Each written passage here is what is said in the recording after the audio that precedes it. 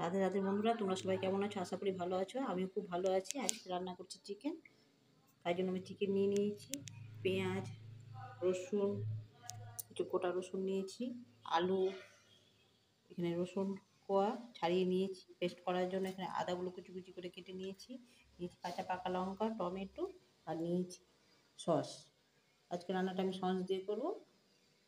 কড়াই তেলটা গরম হয়ে গেছে, এবার আমি চিকেনগুলোকে ভেজে নিচ্ছি। ভাজা হয়ে যাচ্ছে, চিকেনটা আমার ভাজা হয়ে গেছে। এবার আমি দিয়ে দিচ্ছি পেঁয়াজ। এবার পেঁয়াজগুলো ভেজে নিচ্ছি। পেঁয়াজগুলো ভাজা হয়ে গেছে,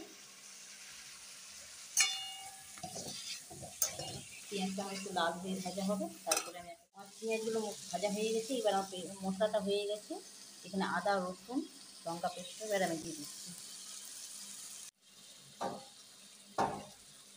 আমার মশলাটা দেওয়া হয়ে গেছে। এবার আমি দিয়ে দিচ্ছি গোটা টমেটো, গোটা রসুন, কাঁচা লঙ্কা, আলু। এবার আমি কষিয়ে দিচ্ছি মশলাটা ভালোভাবে।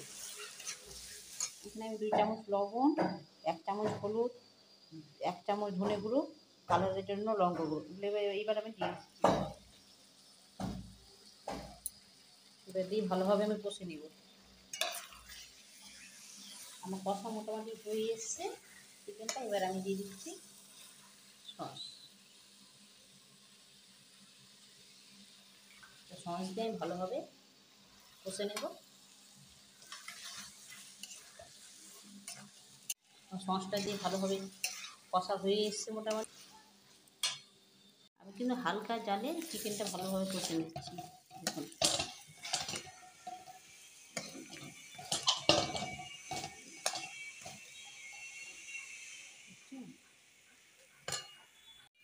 এবার আমার কষা হয়ে গেছে চিকেনটা। এবার গরম জলটা আমি দিয়ে দিচ্ছি। সেদ্ধর জন্য গরম জলটা দেওয়া হয়ে গেছে। আমার গরম জলটা দিয়ে হালকা নেড়ে নিয়ে আমি ঢাকা দিয়ে দিচ্ছি। তাহলে চিকেনটা খুব ভালোভাবে সেদ্ধ হবে।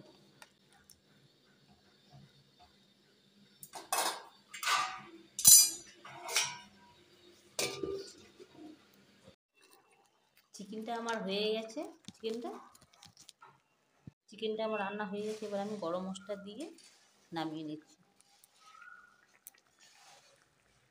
গরম মশলা দেওয়া হয়ে গেছে।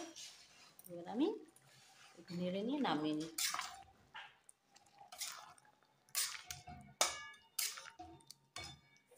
চিকেন রান্নাটা হয়ে গেছে বন্ধু। ভালো লাগলে অবশ্যই বন্ধুদের সাথে শেয়ার করবে।